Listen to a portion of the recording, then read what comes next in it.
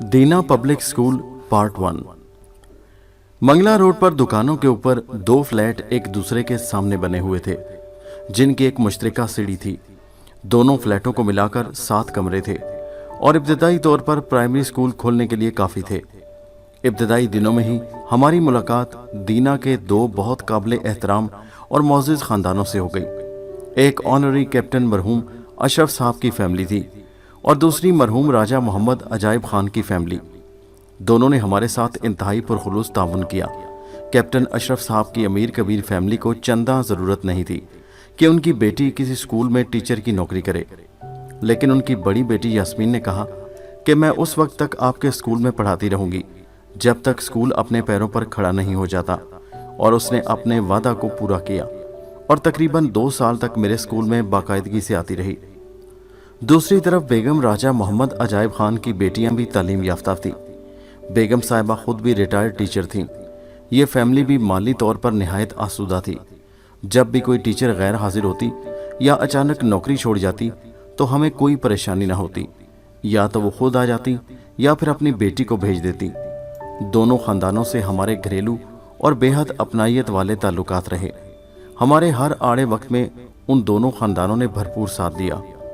दीना public school की बुनियादों में और कामयाबी में उन दोनों ख़ानदानों की बेटियों का बहुत बड़ा हिस्सा था। मरहूम राजा मोहम्मद अजायब खान का बेटा असद उन दिनों 6ठी या 7वीं जमात में ज़ेरे तालीम था। वो अपनी अंग्रेज़ी सीधी करने के लिए मेरे पास आया करता था। अब वो भी अपनी फैमिली के साथ इंग्लैंड में ही रहता है। हाल ही में असद ने बताया है कि उसका बड़ा बेटा एक मकामी जहाज़ कंपनी में पायलट बन गया है। असद और उसकी फैमिली से हमारे बहुत करीबी घरेलू ताल्लुकात हैं। असद और उसकी बेगम मुझे अपने बच्चों की तरह अजीज़ हैं। हर गम और खुशी में उन्हें मैंने अपने दिल के बहुत करीब महसूस किया है। सितंबर 1984 में स्कूल खोला गया था। अल्लाह ताला का ऐसा करम हुआ कि दाखिले तेज़ी से होते रहे और फिर नए तालीमी साल का आगाज़ होने पर बहुत ज़्यादा दाखिले मुतवक्को थे।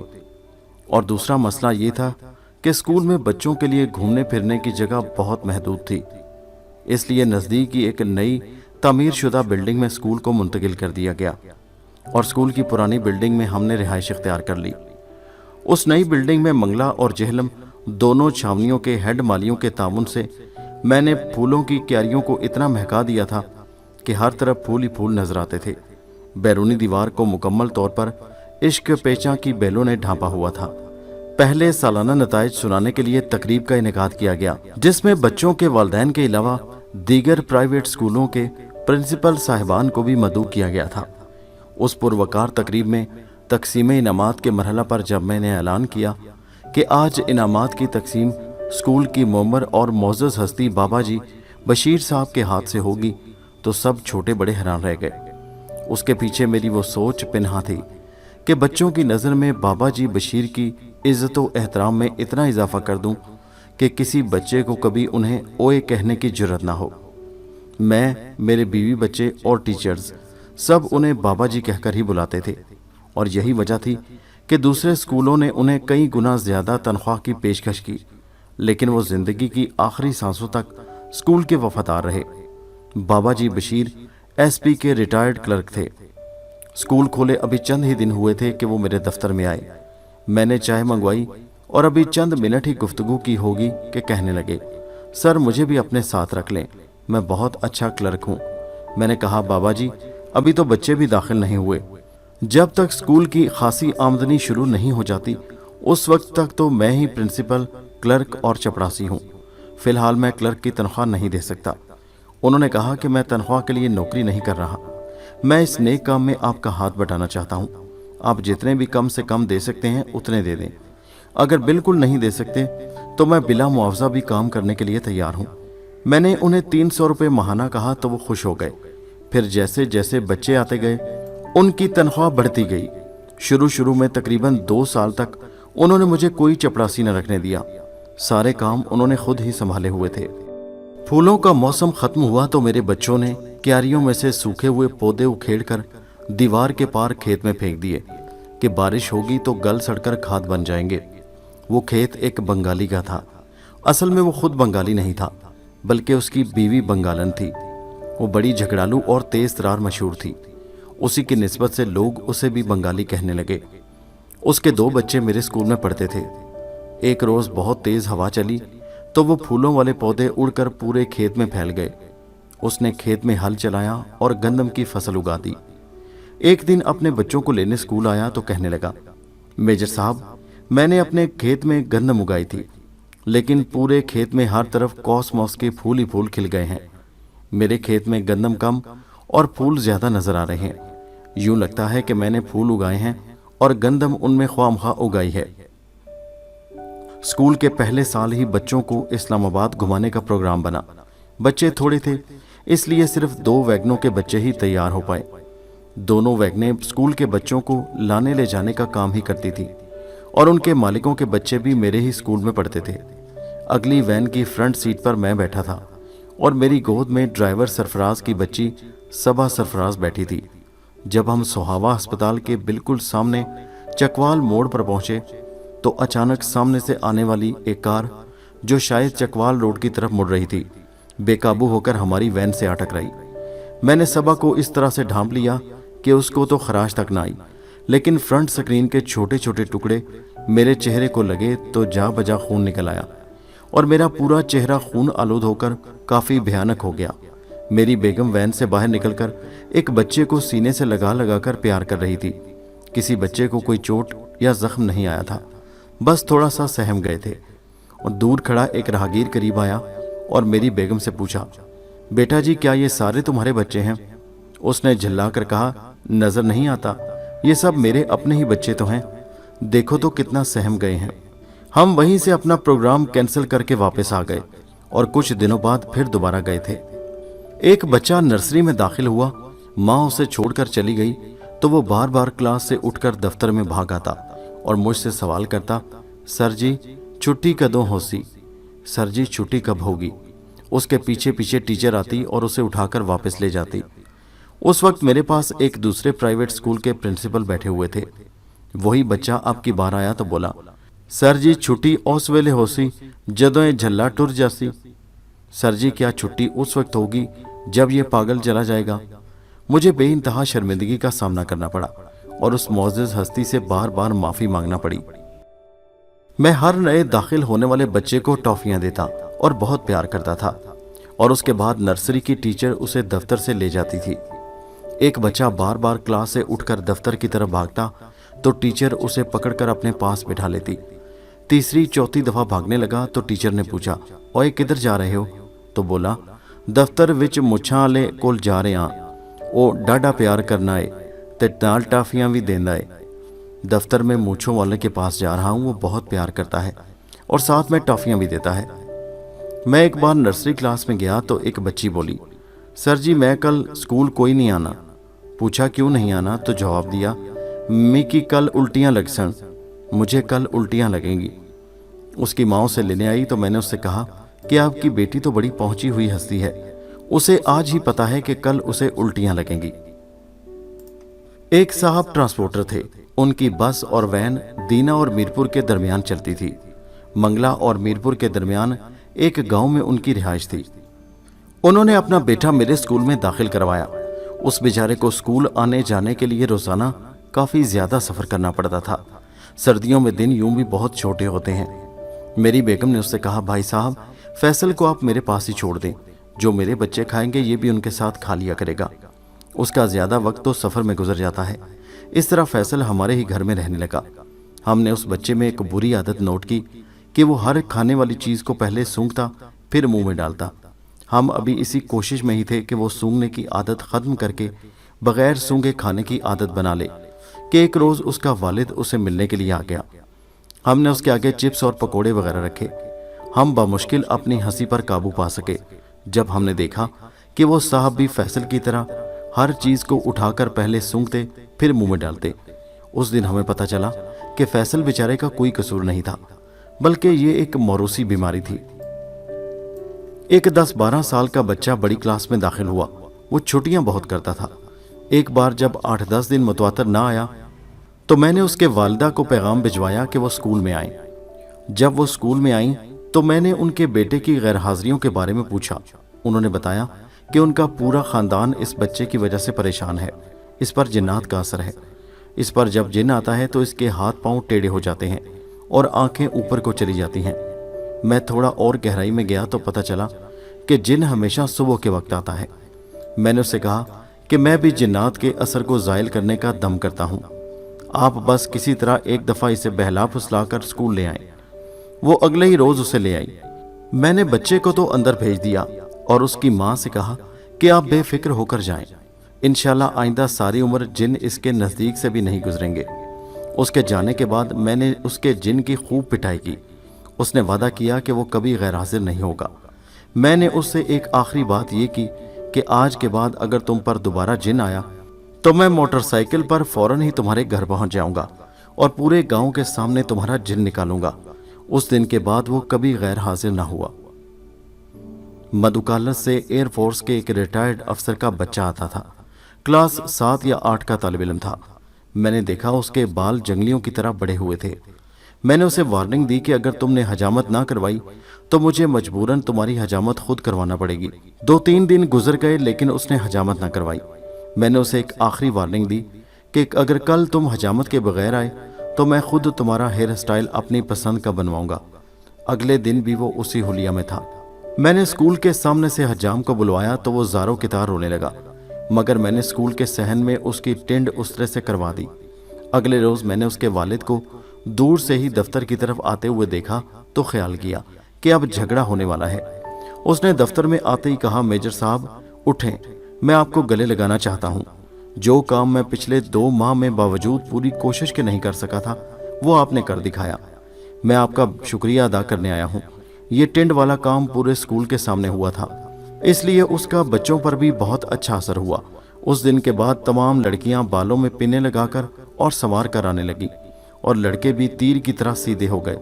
تمام ٹیچرز کا اسمبلی کے اختتام پر روزانہ بچوں کے ناخن، بال اور لباس چیک کرنا ایک معمول تھا۔ میرے اسکول کا ایک مشہور و معروف بچہ تھا، جاوید ڈنگی منڈی۔ یہ بچہ اپنے محلے اور اسکول میں ڈنگی منڈی کے نام سے مشہور تھا۔ اس کی والدہ نے بتایا کہ پیدائشی طور پر اس کی گردن میں خم تھا۔ اس کا والد کویت کے بینک میں ملازم تھا اور 1.5 سال کے بعد گھر کا چکر لگاتا تھا۔ ایک بار وہ گھر آیا تو اگلے روز جاوید نے اسکول سے چھٹی کرنے پر اصرار کیا۔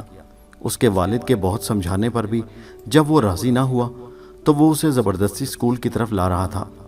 راستے میں جہاں لوگوں کا رش زیادہ تھا، جاوید نے یکدم چلانا اور شور مچانا شروع کر دیا، لوگوں مجھے بچاؤ، یہ آدمی مجھے اغوا کر کے لے جا رہا ہے۔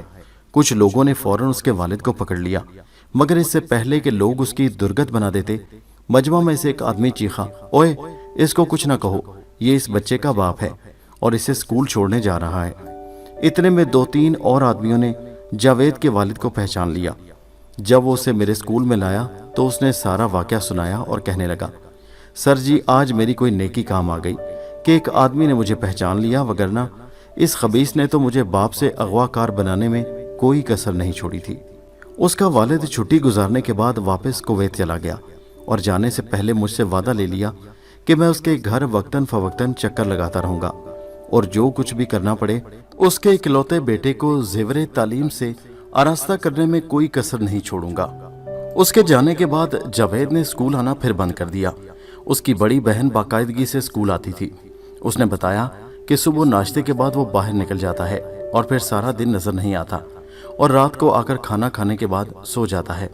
ہم میاں بیوی اس کے گھر گئے تو اس کی ماں نے وہ ساری کہانی جو ہم سن چکے تھے کے علاوہ بتایا کہ وہ گھر کے صحن کے بیچوں بیچ بنے ہوئے کنویں کی منڈیر پر ایک ٹانگ ادھر اور ایک ادھر کر کے بیٹھ جاتا ہے اور کہتا ہے، ماں میں 3 تک گنتا ہوں، 3 کہنے سے پہلے 10 روپے نہ دیے تو میں کنویں میں چھلانگ لگا دوں گا، پھر ساری عمر روتی رہنا۔ مجھے پیسے اپنے پلو سے کھولنے میں تھوڑی دیر تو لگتی ہے، اتنے میں وہ 1 2 3 کر دیتا ہے اور پھر کہتا ہے کہ 3 کہہ چکنے کے بعد اب ریٹ ڈبل ہوگا، 20 روپے نکالو نہیں تو پھر گنتی شروع کرنے لگا ہوں، پھر 40 دینے پڑیں گے۔ میرے پوچھنے پر اس نے بتایا کہ وہ رات کو 9 بجے تک کھانا وغیرہ کھا کر سو جاتا ہے۔ میں نے اس سے کہا کہ جب وہ سو جائے تو اپنے گیٹ کی چٹخنی کھول دینا، میں اور سیف میرا بڑا بیٹا رات کو 9:30 یا 10 بجے کے قریب آئیں گے اور میں اسے اپنے گھر لے جاؤں گا۔ رات کو جب ہم آئے تو وہ سو چکا تھا۔ اس کی ماں نے بتایا کہ لاشعوری طور پر 1 2 دفعہ मेरी नज़र घर के गेट की तरफ उठ गई तो फौरन बोला, अम्मा कहीं तूने सर को तो नहीं बुलाया हुआ। फिर मैं खुद अंदर जाकर लेट गई, तब ये सोया है। सैफ ने उसे कंधे से लगाया। मैंने उसका बस्ता और यूनिफॉर्म उठाए और उसे अपने घर ले आया। 2-3 दिन मैंने उसे अपने घर रखा। बिलाखिर उसने जब बहुत मिन्नत समाजत की तो इन शराइत पर मैंने उसे घर जाने की इजाज़त दी कि 1, 2, 3 वाला ड्रामा नहीं करेगा, अपनी माँ और दादी को तंग नहीं करेगा और बिला नागा स्कूल आएगा। उनमें से अगर किसी एक शर्त की भी खिलाफ वर्जी की तो मुस्तकिल तौर पर उसे अपने घर ले आऊँगा। जमादार की घर से छुट्टी कर दूंगा और घर की सारी सफाई तुमसे करवाया करूंगा। जावेद डिंगी मुंडी और उसकी बहन दोनों अब इंग्लैंड में हैं। एक दिन बोल्टन में वो मेरे घर आया। हमने पुरानी यादें ताज़ा की, बहुत मज़ा आया। आखिर में कहने लगा, सर जी मेरा तो पूरा बचपन आपके सामने है, लेकिन मेरा बेटा मुझ पर सबकत ले गया है। वो मुझसे कहीं ज्यादा शैतान है। पाकिस्तान में तो डंडा पीर मेरे जैसे बिगड़े तिगड़े हुए को भी सीधा कर देता है। यहाँ यूके में तो मैं अपने बेटे को जरा कुछ कहूँ तो फौरन कहता है, करूँ पुलिस को फोन, और मैं फौरन ठंडा होकर दुबक जाता हूँ और दिल ही दिल में कह उठता हूँ, मैं तुम्हारा बाप नहीं बल्कि इस मुल्क में तुम मेरे बाप हो। सुनार फैमिली की एक बच्ची मेरे स्कूल में ऐसी थी कि कद काट से तो देखने वाला समझता था कि ये मैट्रिक की स्टूडेंट है, और अहलियत का ये आलम था कि तीसरी चौथी जमात के बच्चे उससे ज़्यादा तेज थे। वो इतनी कोड़ मगज थी कि बावजूद अनथक मेहनत के कोई उस्ताद उसके दिमाग में कुछ नहीं डाल सकता था। वो पूरा साल बेहतरीन यूनिफॉर्म में मलबूस बाकायदगी से स्कूल आती थी, लेकिन सालाना इम्तिहान में कोई एक पर्चा भी ऐसा नहीं होता था जिसमें उसने कभी एक नंबर भी लिया हो। हर साल नतीजा निकलने से पहले उसकी वालिदा आकर मिन्नत समाजत करती कि मेरी बेटी को रियायती पास करके अगली जमात में कर दें। मैंने कौन सा इसको डिप्टी कमिश्नर बनाना है, बस जब ये अंडर मैट्रिक हो जाएगी तो मैं इसकी शादी कर दूंगी। इसके ससुराल वाले फ़ख्र से ये तो कह सकेंगे कि हमारी बहू अंडर मैट्रिक है। मैंने अपना किराए का मकान तब्दील करना था। ट्रैक्टर ट्राली वाले पठान से कहा कि मेरे घर में घूम फिर कर देख लो और फिर मुका कर लो कि सामान नए घर में मुंतकिल करने के कितने पैसे लोगे। उसने कहा, हमारा रोज़मर्रा का काम है, हमको सामान देखने की ज़रूरत नहीं है। हम तुमको एक बात बोलेगा, ना इससे एक पैसा कम लेगा ना ज़्यादा। सामान भले कम हो या ज़्यादा, इससे हमको कोई फ़र्क नहीं पड़ता। हम तुमसे घर के सारे सामान का 200 रुपये लेगा। बोलो मंजूर? मैंने कहा मंजूर। उसने सोचा कि घर का सामान ज़्यादा से ज़्यादा 3-4 ट्राली होगा, लेकिन सामान बड़ी मुश्किल से 11 ट्रालियों में समाया। 250 तो सिर्फ गमले ही थे। खान जब आखिरी ट्राली लेकर आया तो कहने लगा, हमने तुमको एक मशवरा देना है। मैंने कहा, बोलो, मैं सुन रहा हूँ। तो खान ने कहा, तुम एक किराए का मकान और ले लो, इसमें तो सामान रखा है, उसमें अपने बच्चों के साथ जाकर सो जाया करना। मेरे मकान का सहन कच्चा और बहुत बड़ा था। मैंने उसमें क्यारियां बनाकर सब्जियां उगाई हुई थी। उस दिन भी मैं अपने छोटे से खेत में गोडी वगैरह करके पानी दे रहा था। गर्मियां थीं, इसलिए सिर्फ बनियान पहनी हुई थी और शलवार को भी नेफे के पास से ऊपर उड़स लिया था ताकि पांचे खराब ना हो। लेकिन इन सब एहतियाती तदाबीर के बावजूद बनियान और शलवार पर जा बजा कीचड़ के छींटे पड़े हुए थे। दरवाजे की घंटी बजी। मैंने दरवाज़ा खोला तो बाहर महकमा तालीम का एक नुमाइंदा कोई सरकारी खत लेकर आया हुआ था। मुझसे पूछा, मेजर साहब घर पर हैं? मैंने कहा, बिल्कुल घर पर ही हैं। उसने कहा, उन्हें बुलाएं, मैंने उनसे दस्तखत लेकर खत देना है। मैंने कहा, भाई मैं ही मेजर मकबूल हूँ, बताओ कहाँ दस्तखत करने हैं। वो बोला, भाई साहब मजाक के लिए क्या आपको मैं ही मिला हूँ? जाएं मेजर साहब को बुला कर लाएं। मैंने कहा, अच्छा थोड़ा इंतज़ार करो, बुलाता हूँ, और मैं अंदर चला गया। मैंने अपना मुंह धोया, कंघी की, शलवार को झाड़ा, कमीज़ पहनी और बाहर आकर उससे कहा, जी मैं अब साफ़ सुथरा मेजर मकबूल हूँ और ये मेरी पुरानी वर्दी वाली तस्वीर है, सबूत के लिए अब फरमाइए। अब वो बार बार माफ़िया मांग रहा था। मैंने उसे बमुश्किल समझाया कि इसमें तुम्हारा कोई कसूर नहीं, पहले मैंने कैमोफ्लेज किया हुआ था, अब असली शक्ल में हूँ। मेरे स्कूल में 50 के करीब गरीब बच्चे भी पढ़ते थे जिनकी कोई फीस नहीं थी। अक्सर को किताबें, बस्ता और यूनिफॉर्म भी स्कूल मुफ्त मुहैया करता था। एक बार मैंने स्कूल के सामने वाले होटल से चाय मंगवाई तो एक 6-7 साल का बच्चा चाय लेकर आया। मैंने उस बच्चे से बातचीत की तो उसने बताया कि उसका वालिद बीमार है, माँ लोगों के घरों में काम करती है और होटल वाला उसे रोज़ाना 10 रुपये देता है जिससे उनके घर का चूल्हा जलता है। मैंने उससे घर का पता पूछ लिया और शाम को अपने एक अमीर दोस्त जावेद कौसर के साथ उसके घर पहुंच गया। घर में उस बच्चे की बड़ी बहन लुबना भी पढ़ाई छोड़कर बैठी थी। मैंने दोनों बच्चों को अगले दिन अपने स्कूल में दाखिल कर लिया और उनकी तमाम तर तालीमी ज़रूरियात स्कूल ने अपने ज़िम्मा ले ली। जावेद कौसर ने बच्चों के वालिद का इलाज भी करवाया और उनकी मुस्तकिल माली मदद का बंदोबस्त भी हो गया। डिप्टी DEO शाह जी से मेरी बड़ी अच्छी दोस्ती थी। उन्होंने बड़ी मोटी मोटी मूछें पाली हुई थी। एक बार हम मियाँ बीवी गुजरात में उनके घर गए तो बातों बातों में उनकी बेगम ने बताया कि शाह जी की ड्यूटी बहुत सख्त है। रोज़ सुबह उस वक्त तैयार होकर निकल जाते हैं जब बच्चे सोए हुए होते हैं, और जब वापस आते हैं तो उस वक्त भी बच्चे सो चुके होते हैं। एक रात जब ये आए तो शायद मेरी छोटी बेटी की आंख खुल गई होगी। अगले दिन सुबह मुझे पूछने लगी, अम्मी जी मुझे एक बात तो बताएं, रात हमारे घर बड़ी बड़ी मूँछों वाले अंकल कौन आए थे? बच्चों के दिलों में जानवरों और परिंदों से मोहब्बत पैदा करने के लिए मैंने स्कूल में कुछ पिंजरे भी बनाए हुए थे, जिनमें तोतों की मुख्तलिफ इकसाम, कूंजों का एक जोड़ा, हंसराज का जोड़ा, कबूतर, बतखें, मुर्गियाँ, खरगोश, एक जोड़ा टर्की, फील मुर्ग और एक पिंजरे में बंदर रखा हुआ था। बंदर जिसका नाम कमांडो था। बच्चे बड़े सब उसकी शरारतों से लुत्फ अंदोज होते। वक्फे की घंटी बजने का इंतज़ार बच्चों से ज़्यादा कमांडो को होता, क्योंकि बच्चे कैंटीन से चीज़ें खरीदते तो उसे भी खाने को बहुत कुछ मिल जाता। मेरा छोटा बेटा उमैर, जो उस वक्त 9वीं जमात का तालिब इल्म था, उसके एक हाथ में कमांडो के लिए मरूंडा पकड़ा हुआ था और दूसरे हाथ में एक किताब थी। वो जैसे ही उसकी पहुंच में आया, कमांडो के दोनों हाथों ने बैक वक्त जुम्बिश की। दूसरे ही लम्हे किताब और मरूंडा दोनों पिंजरे के अंदर थे। 2-4 लुकमों में उसने मरूंडे को अपने मुंह में ठोंसा और फिर किताब की शामत आ गई। देखते ही देखते किताब का सारा इल्म पुर्जों की शक्ल में पिंजरे के फर्श की रौनक बढ़ा रहा था। कमांडो की हरकतें अब हद से तजावज़ करती जा रही थी। वो हर करीब से गुजरने वाले पर हमलावर होने लगा था। इससे पहले कि वो किसी बच्चे के कपड़े पकड़कर अपनी तरफ खींचकर उसे जख्मी कर देता, मैंने उसे जेहलम CMH में बने हुए चिड़िया घर को तोहफा कर दिया और स्कूल के लिए बंदर का एक नया बच्चा हासिल कर लिया था। मेरे स्कूल की एक बच्ची तंजीला ने मेरे स्कूल से 5वीं जमात का इम्तिहान पास किया तो उसकी पूरी फैमिली दीना से अपनी सकूनत तब्दील करके जेहलम में आबाद हो गई। वो जेहलम के एक सरकर्दा प्राइवेट स्कूल में दाखिला के लिए गई तो स्कूल के प्रिंसिपल ने पूछा कि कौन सी क्लास में दाखिला लेना है। तंजीला ने जवाब में कहा, सर ना तो मैं आपको ये बताऊंगी कि मैंने कौन सा इम्तिहान पास किया है और ना ही ये बताऊंगी कि मैंने किस क्लास में दाखिला लेना है। आप मेरा टेस्ट ले लें और मेरी अहलियत के मुताबिक मुझे दाखिला दे दें। प्रिंसिपल ने खुद उसका टेस्ट लिया और उसे कहा कि हम आपको 8वीं जमात से ऊपर क्लास में दाखिला नहीं दे सकते। उसने कहा, ठीक है सर, 8वीं जमात में ही दाखिल कर लें। एक रोज़ तंजीला का फ़ोन आया और उसने मुझे दाखिला की तमाम रुदात सुनाकर कहा, सर मैं 5वीं से छलांग लगाकर 8वीं में तो पहुंच गई हूं और तमाम मज़ामीन में क्लास का कोई बच्चा मेरा मुकाबला नहीं कर सकता।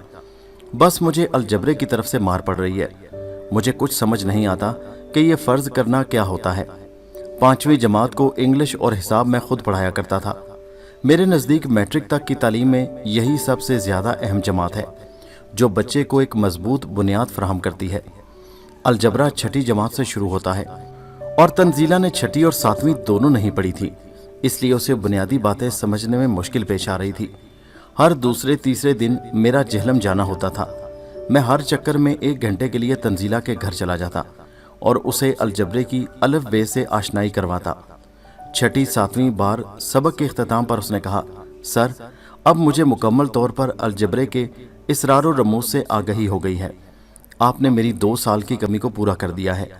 अब इंशाअल्लाह मैं इस मजमून में भी पीछे नहीं रहूंगी। दीना पब्लिक स्कूल में एक बच्चा फयाज क्लास 8वीं में ज़ेरे तालीम था। लॉरेंस कॉलेज घोड़ा गली ने 8वीं जमात की एक खाली सीट पुर करने के लिए अखबार में इश्तिहार दिया।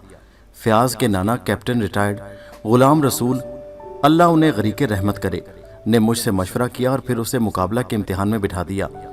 जहाँ तक मुझे याद है शायद 60 उम्मीदवार मुल्क के कोने कोने से आए हुए थे। रिजल्ट आया तो फयाज कामयाब करार पाया। वाइस प्रिंसिपल ने फयाज का इंटरव्यू लिया तो उन्हें यह मालूम करके अज हद हैरानी हुई कि फयाज एक उर्दू मीडियम स्कूल से आया है। उन्होंने फयाज से पूछा कि तुमने इंग्लिश में पूछे गए सवालों के जवाब इंग्लिश में कैसे दे दिए जबकि तुम उर्दू मीडियम से आए हो।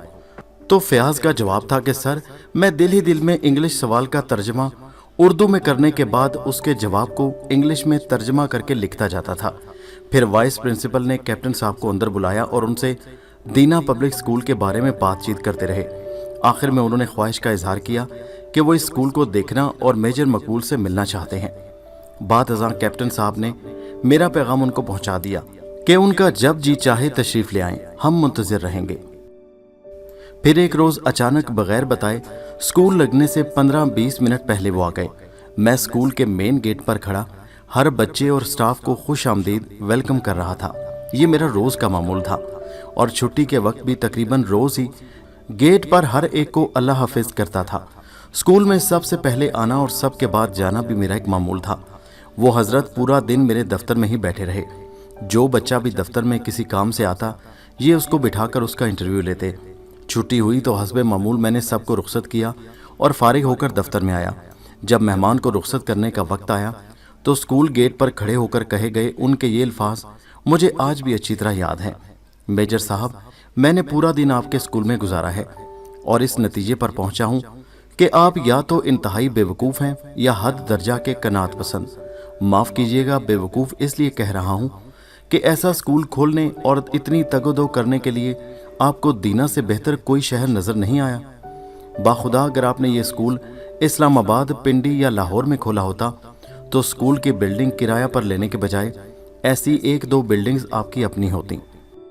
कुछ सालों बाद मैं स्कूल को बर्फबारी के मौसम में मरी सैरो तफरी के लिए लेकर गया। बहुत तलाश बसियार के बाद बच्चों के बर्फ में खेलने कूदने के लिए एक जगह पसंद आई और वो थी आर्मी पब्लिक स्कूल के हॉस्टल के सामने वाला हॉकी ग्राउंड। लेकिन ये APS की बाउंड्री वाल के अंदर था। गार्ड इंचार्ज से बात की तो उसने प्रिंसिपल साहब की मंजूरी के बगैर इजाज़त ना दी। पता चला कि मौसम सरमा की छुट्टियों के बावजूद प्रिंसिपल साहब दफ्तर में ही मौजूद हैं। मैं इजाज़त लेने की गर्ज से जब प्रिंसिपल के दफ्तर में दाखिल हुआ तो मेरे सामने वही हजरत जलवा अफरोज थे जिन्होंने मुझे बेवकूफ़ के खिताब से नवाजा था। अपनी सीट से उठकर पुरतबाक अंदाज से गले मिले। मैंने मुद्दा बयान किया तो उन्होंने हॉस्टल की पूरी बिल्डिंग ही मेरे हवाले कर दी, जिसमें किचन भी शामिल था और साथ में एक मुलाजिम भी दिया कि जिस चीज़ की भी ज़रूरत हो उसे बता दें। गालिबन प्रिंसिपल साहब का नाम प्रोफेसर मौजूद था। उन्होंने बताया कि लॉरेंस कॉलेज को छोड़कर उन्होंने प्रिंसिपल APS का ओहदा कबूल कर लिया था। तालिब इल्म फयाज ने लॉरेंस कॉलेज घोड़ा गली से फारिगुल तहसील होने के बाद पाकिस्तान नेवी में कमीशन हासिल किया और अब कमांडर के ओहदे पर फायज हैं। मेरे लिए ये बात बायसे सद इफ्तिखार है कि दीना पब्लिक स्कूल का एक तालिब इल्म आज एक सीनियर नेवल ऑफिसर की हैसियत में पाकिस्तान का दिफा कर रहा है। गुज़श्ता बरस हुकूमत पाकिस्तान ने फयाज की खिदमात को सराहते हुए उन्हें सितारा इम्तियाज़ मिलिट्री से नवाजा और उनकी खिदमात का जिक्र इन अल्फाज में किया। Commander Mohammad Fayyaz TIM joined Pakistan Navy in year 1997.